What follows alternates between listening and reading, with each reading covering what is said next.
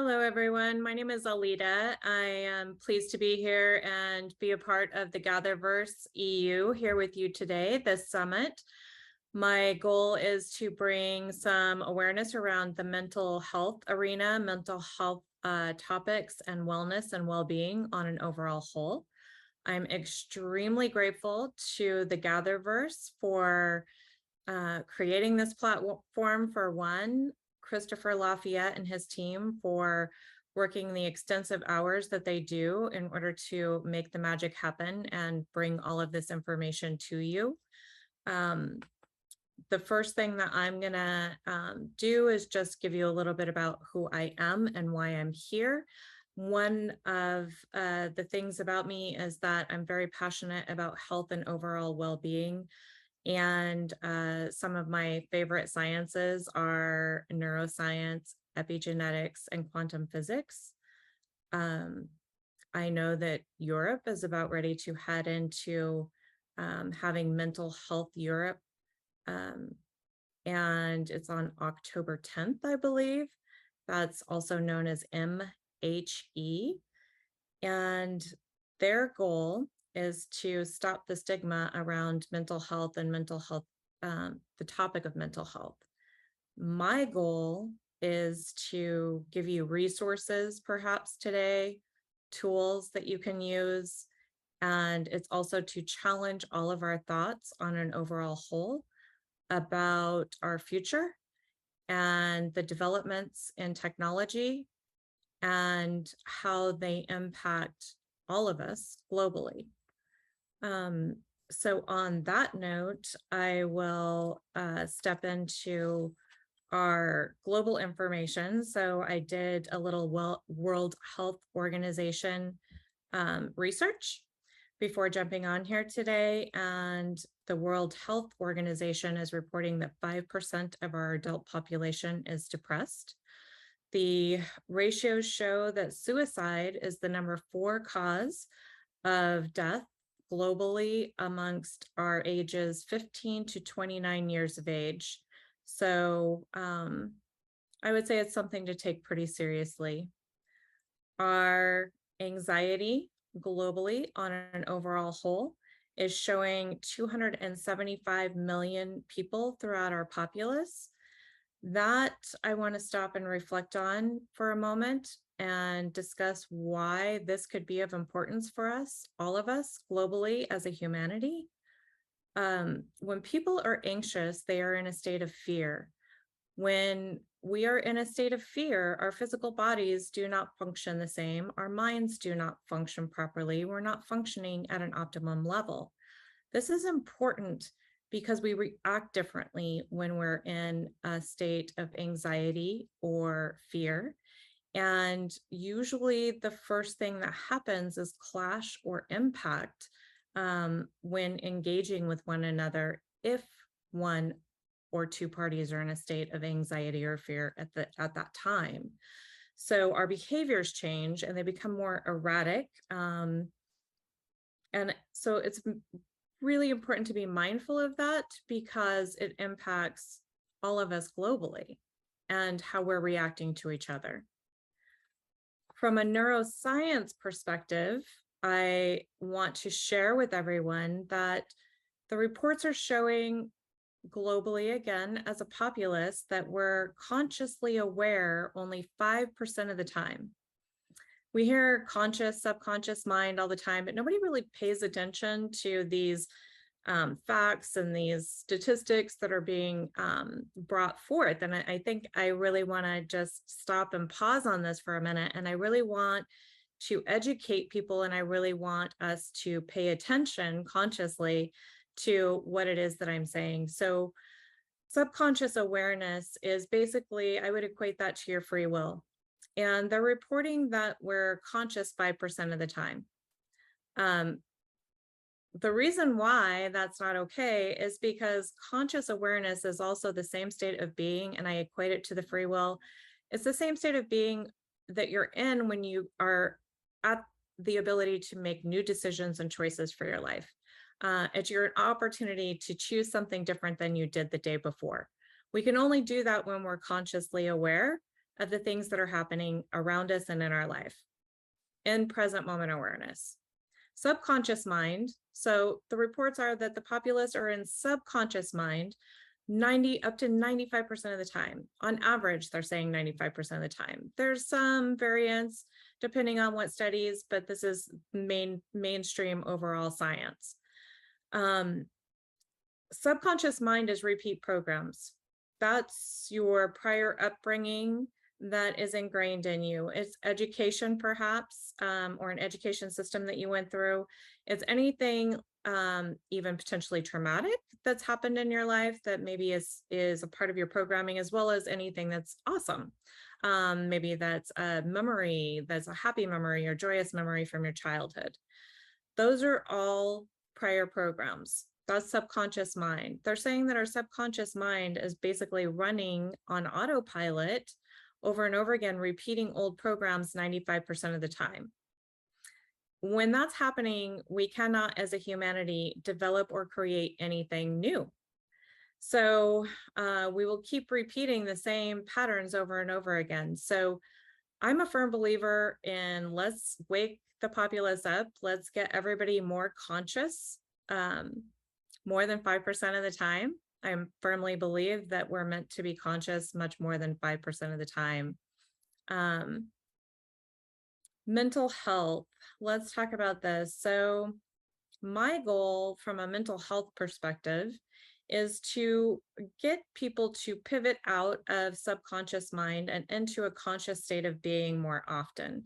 And I'm going to equate this to, it's going to sound a little bit funny, but we have a movie that is out, and some people who love science fiction love the movie The Matrix.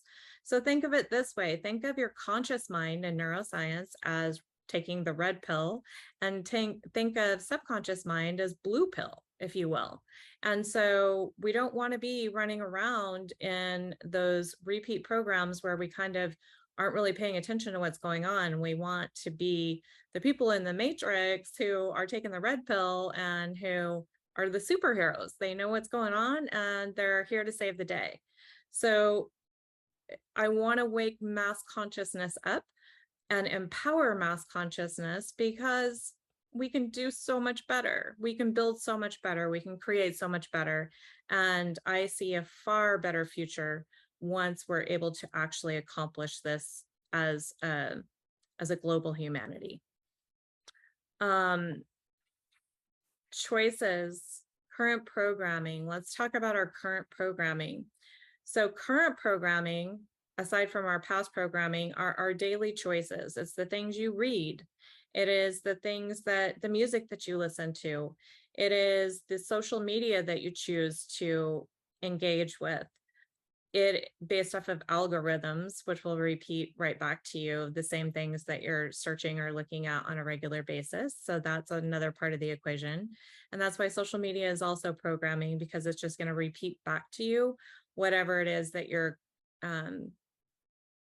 primarily paying attention to on a regular basis through your searches and feeds. Let's also talk about news broadcasting systems. I don't know about you, but the last time I turned on the news channel, the same old philosophy still held true for journalism across the globe. And that is, if it doesn't bleed, it doesn't lead. That means that that is the primary component of what is being broadcast and being programmed. They call broadcasting programming for a reason, because that is in fact what it is. And so when we opt to turn on the news and absorb all of the information that's coming at us, and the TV, by the way, is designed to put us in a meditative state of being. So we really just take that information on and we accept it as 100% truth. Is it important to know what's happening in today's world? So I'll have people say, yes, Alita, but I have to be a realist, right? I agree with that. I think it's important to be knowledgeable. I do not agree with getting programmed with nothing but the negative information of the world. And the reason why I say this is because there's just as many miracles for the realists out there.